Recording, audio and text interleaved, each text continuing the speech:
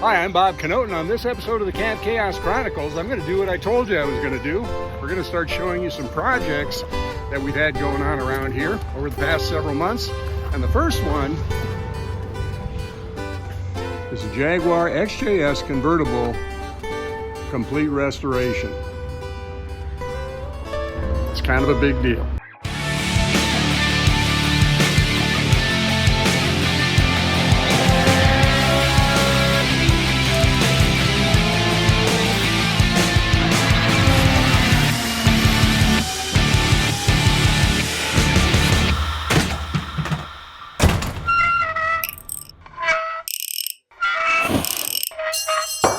Dang it. So how did this project land here at Camp Chaos? Well, as a lot of these stories start, I was cruising Craigslist and Facebook Marketplace, and I came upon this 1990 Jaguar XJS convertible for parts for $1,000, delivered 200 miles away. And I looked at it and I thought, you know what, those parts might be useful someday, so I picked it up. Nice guy delivered the vehicle, and we pushed it off the trailer and stuck it behind the shop because I'm really kind of out of room in the shed. Well, someday arrived a couple of days later. You see, I built an engine for a high-end restoration street rod drag racing shop that had taken the project prior to COVID. And during the course of COVID, they went from 12 employees down to about half that. And those guys didn't come back. They found work elsewhere.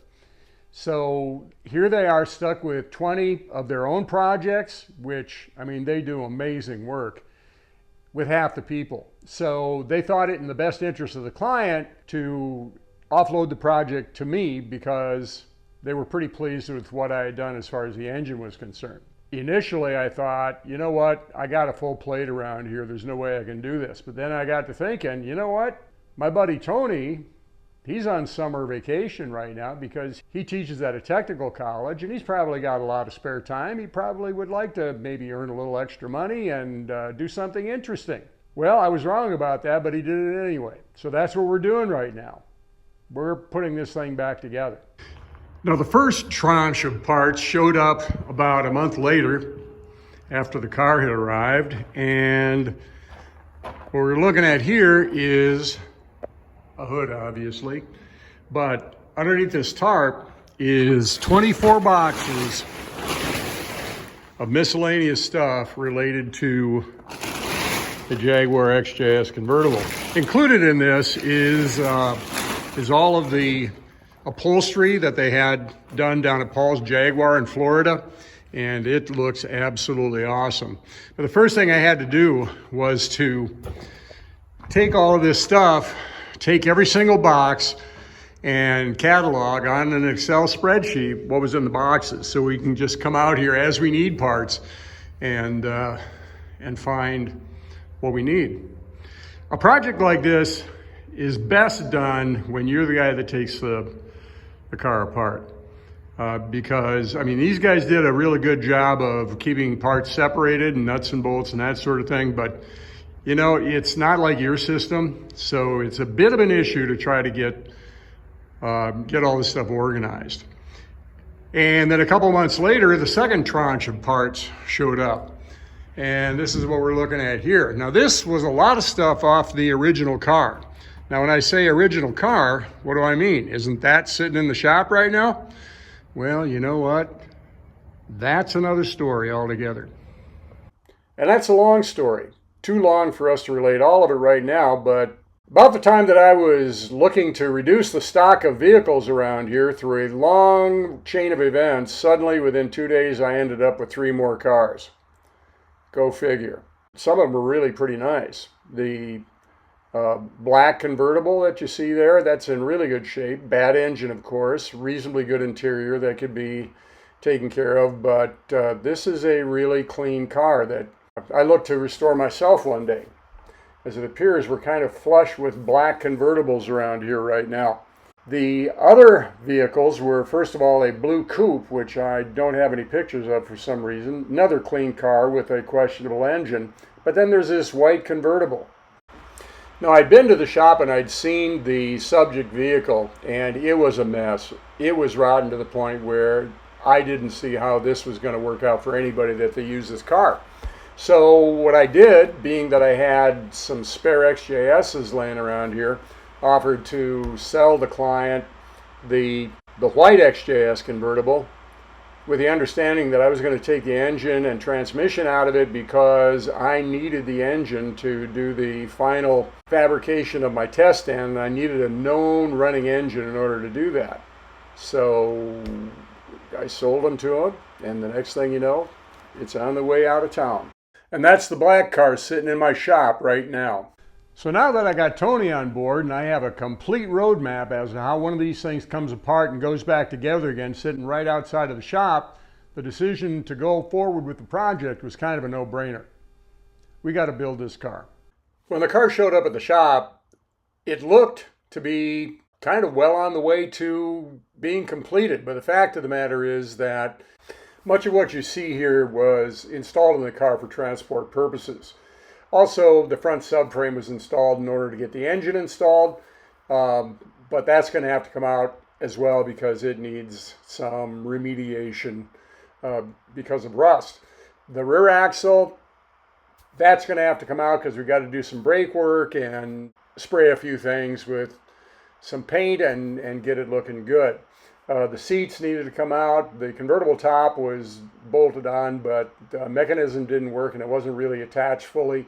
The dash had to come out because we were going to refurbish the air conditioning system and just generally go through everything under the dash, all the connectors and wires, and check continuity and clean up connectors and make sure that everything under that dash is working. Now you might be asking, you know what? This doesn't look much different than it did when it came in the door. Well, you'd be wrong.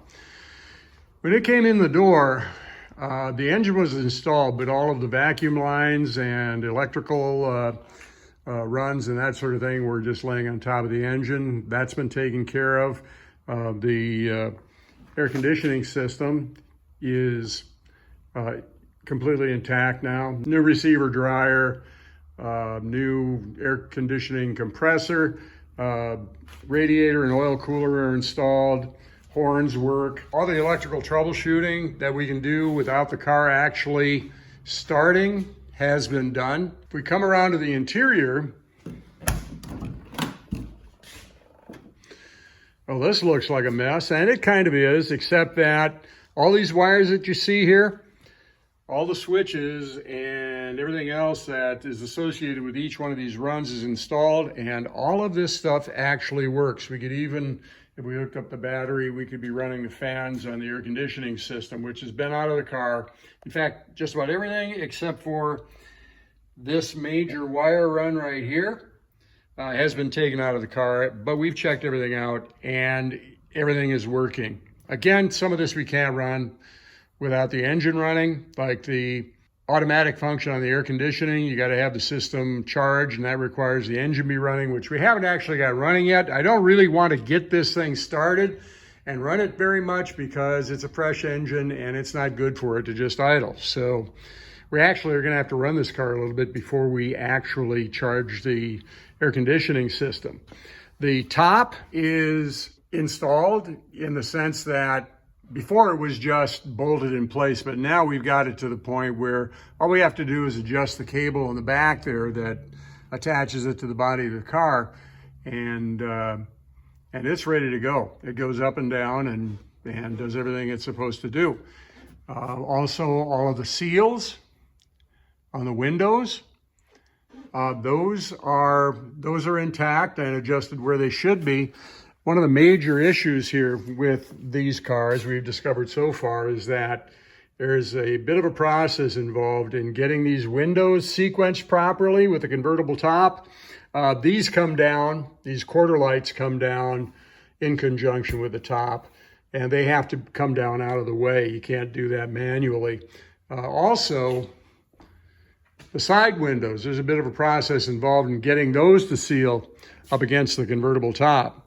With a coupe, it's pretty easy. These run in a frame that goes around the perimeter of the window, and all you do is just line that up so that it runs well in the tracks and you're pretty much good to go.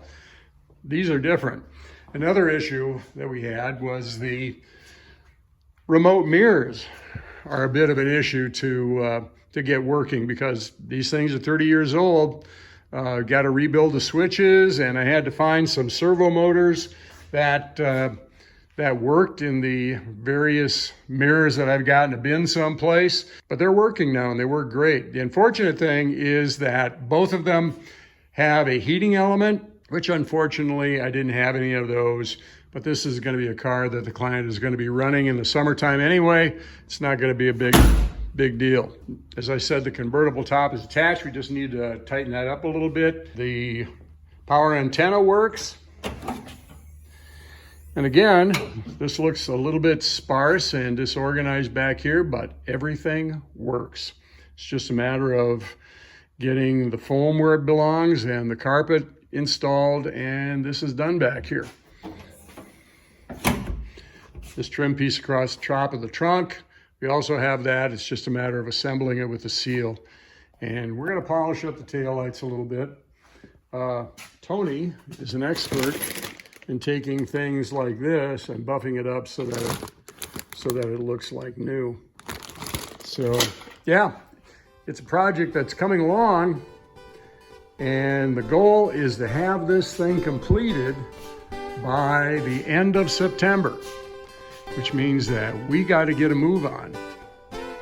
So that's a big project we got going on here at Camp Chaos. It's pretty exciting. I'm really enjoying this. A lot of work, but it's the game I'm in. So if you like these videos, like, subscribe, and maybe leave some comments down below so we can know we can do better. We'll see you the next time on the Camp Chaos Chronicle.